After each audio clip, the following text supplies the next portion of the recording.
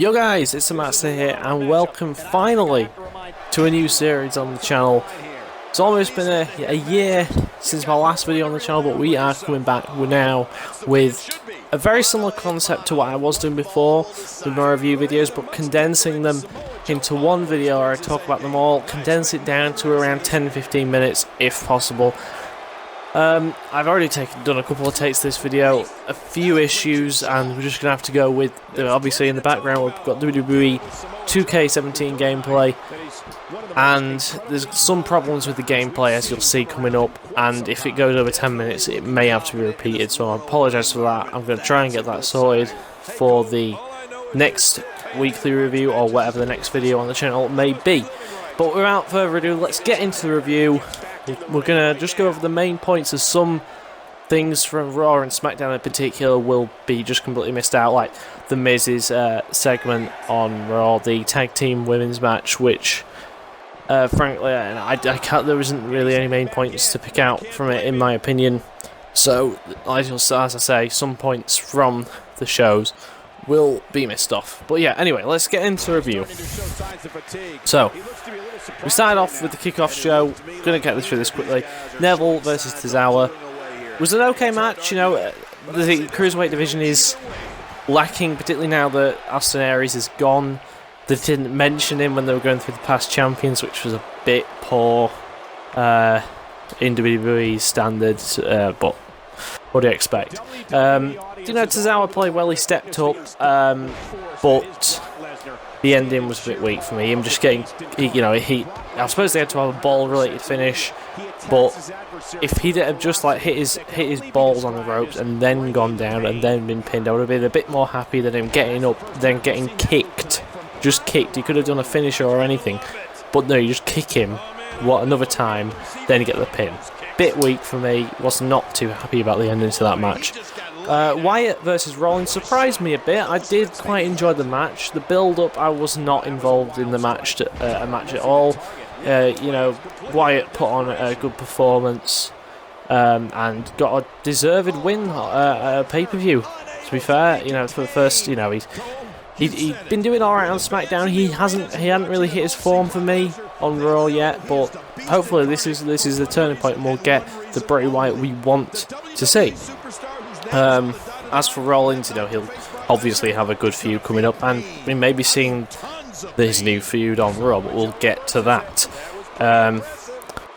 Enzo versus Cass was a mauling. It was just a complete mauling, and Cass looked so strong. And I think, you know, he's going to be going on to do bigger things, and like I say, we'll get to that when we get to the Raw review part of the video. 30-minute Iron Man match was my favourite match of the night. You know, the Hardys and Cesaro and Sheamus can put on a clinic any day. And, you know, it was perfect from start to finish. The ending, though, was a bit... my only problem with that was the Jeff going for the Swanton and then getting pinned straight after hitting the Swanton. That was a bit of a bad finish for me, but then Cesaro went running away straight after, kind of made the ending a bit better for me. I thought that was pure heel mentality coming into play and working so well in a way there.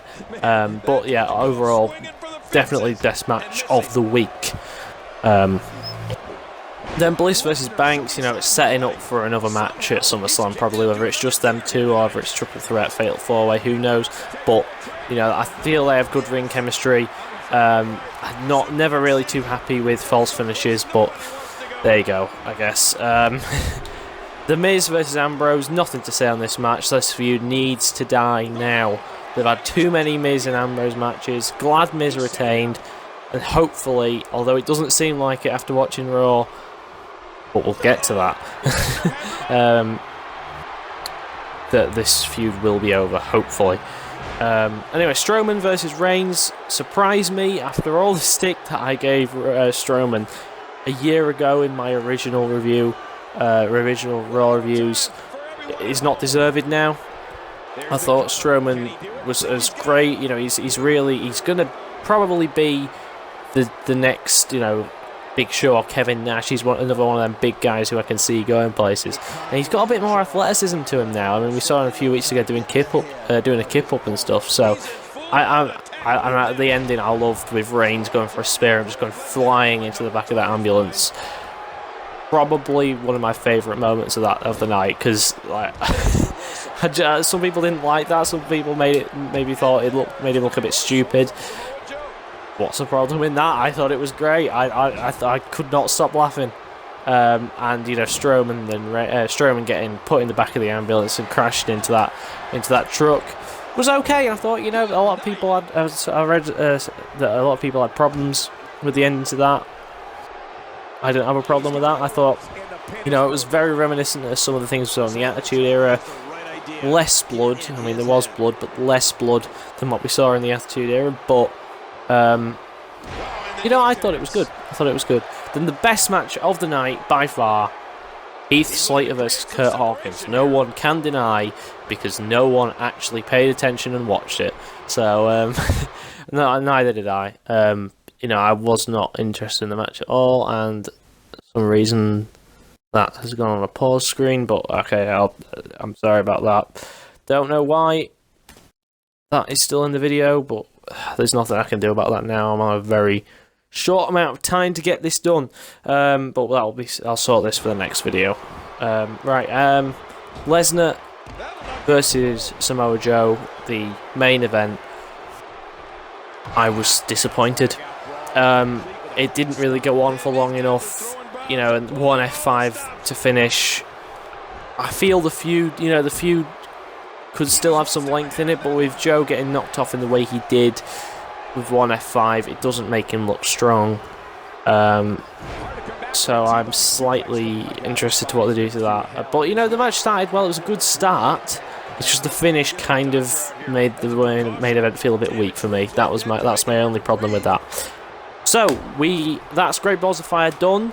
We move over to Raw. We'll try and get through Raw quickly as possible. Some of the, like I say, segments and matches I'm cutting straight out because there's no point in me talking about it because it's boring. Alright, Cass and Show, the face-off.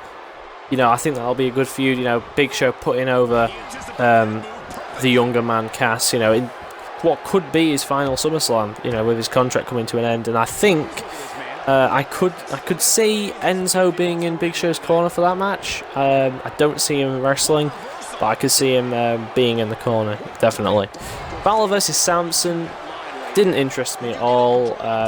You know, it was meant to be on the Great Balls of Fire pay-per-view, but it got knocked off, and that's a good thing, because really, you know, Balor should be in the main event scene. Samson mid-card for the time being.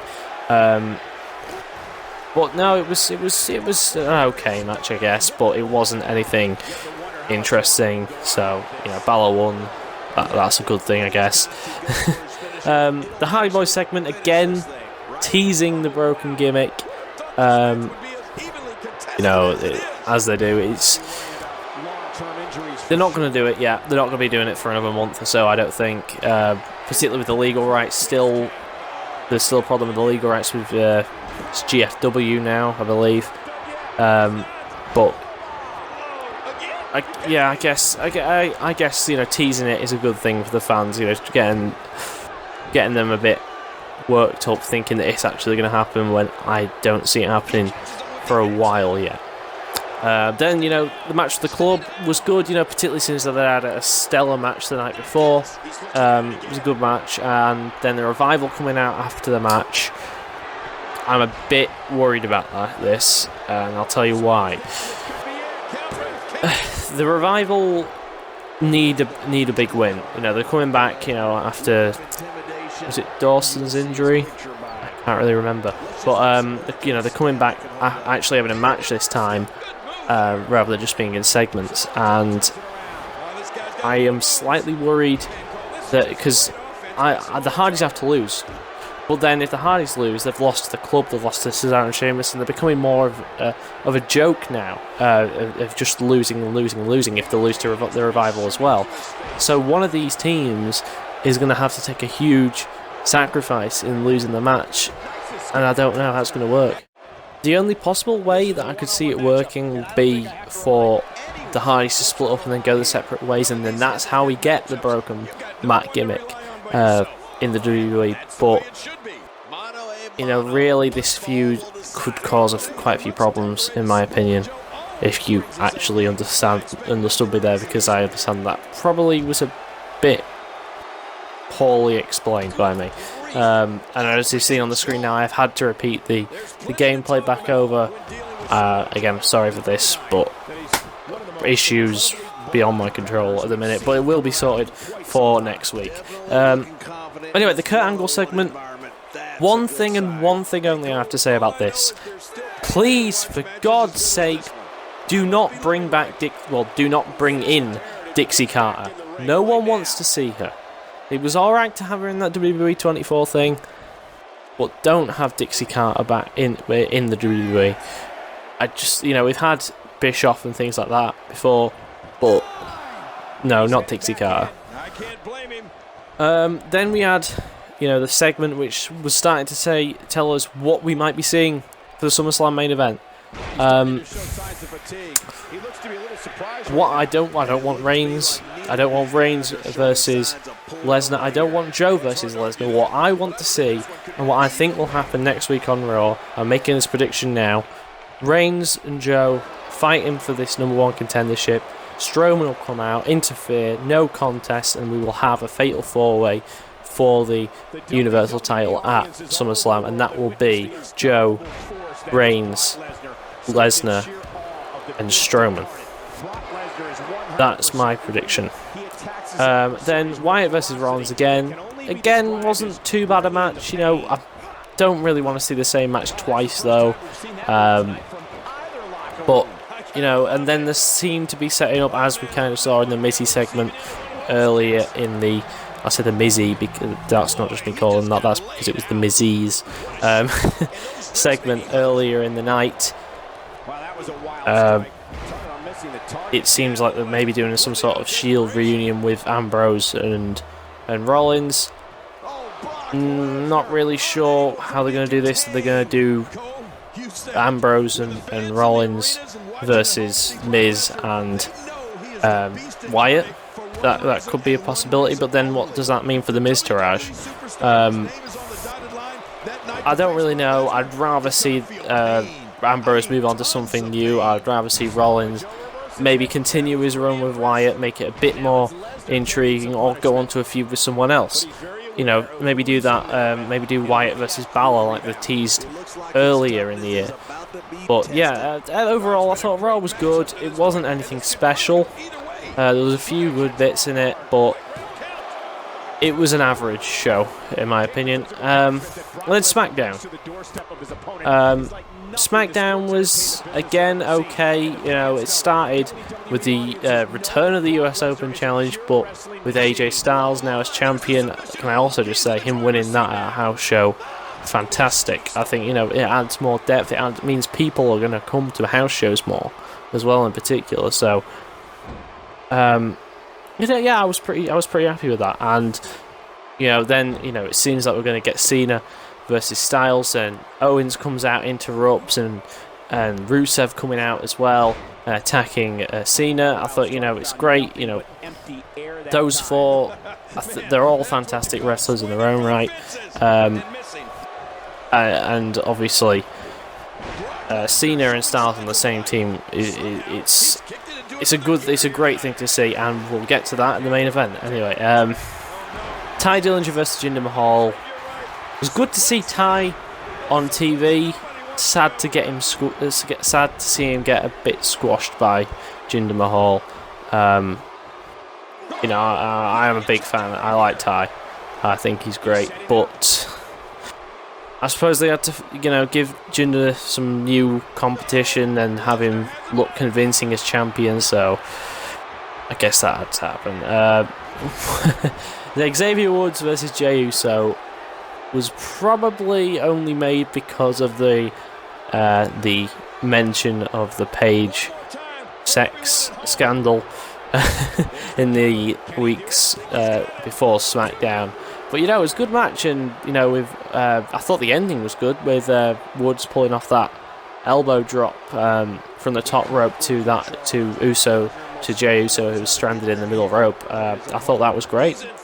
Tamina and Natalya versus Becky and Charlotte. You know, it was good to see Tamina and Natalya actually picking up the win in that match. I know it wasn't. It was because of Lana, which is starting to get quite annoying. But you know, yeah, nice to see Tamina and Natalya picking up the win there, in my opinion. But it was an okay match. Then we have the continuation of Sami Zayn versus Mike Bennett. Mike Kanellis, rather, which is still weird in my opinion. But yeah, so I think that'll be a good feud. You know, I think that'll be all right. But Sami, for me, you know, they need to take the US title off Styles. You know, bring him into the main title picture. And Sami, for me, needs the US Championship. He needs a title. He's deserved it. He's a fantastic wrestler, and he deserves to be fighting for at least the United States Championship. And then finally, you know, the main event: Kevin Owens and Rusev versus Cena and Styles. Good match. Cena and Styles have great chemistry as a tag team as well, as do, you know, Styles and Owens, and Cena and Owens as well, and Cena and Rusev, as we've seen, you know, in previous feuds between those superstars. But yeah, it was a good match. You know, obviously seeing a lot of people don't like Cena for obvious reasons made clear, but I have always been a big fan of John Cena. I think he is a great wrestler. Maybe I can understand why people don't like him, but I feel that WWE is better when he is there, because he is undoubtedly one of the best wrestlers. He's undoubtedly the best wrestler of this era, in my opinion. Well, the last era, should I say? I kind of guess we're moving on to a new era now. But yeah, you know, overall SmackDown was actually, thinking about it, SmackDown was a bit more of a disappointing show for me this week. You know, I wasn't that invested in Ty Dillinger versus Jinder Mahal, or, you know, Tamina and Natalya and Becky and Charlotte. And, you know, though it wasn't that great. I mean, obviously something I didn't touch on was the fashion fight. Well, it wasn't in the fashion files this week. But, you know, those segments are always great with Breeze Down Go. Can't go wrong with that. But, you know, after a brilliant pay-per-view of Great Balls of Fire, the two shows following that were a bit on the average and poor side for me this week. So it's a bit of a shame that we're starting on that, but I guess the review series begins again with at least a pretty decent pay-per-view. So that, yeah, hopefully these types of videos will be coming out once a week on a Wednesday. You'll start to see more videos on this channel and more streams coming from my Twitch account, which you'll find in the description of this video. If you're interested, it will be mainly WWE and FIFA streams, because, you know, those are the things that I have had on the channel previously. I'll probably put up a channel update video very soon explaining what types of videos are going to be coming out when, and streams when they're going to be happening as well. It's going to be becoming more common, particularly in about 2 weeks' time. So yeah, that's pretty much it today for today's video, guys. I hope you've enjoyed. Please let me know any things you want to say about the video, whether you liked it, whether you didn't like it. Please let me know in the comments. It's always great, particularly if it's constructive criticism rather than just saying your shit. I'd love to know you guys' reactions, and if you have enjoyed the video, please like and subscribe if you haven't already. And until the next time, guys, I've been the Master, and I'm out. It's great to be back.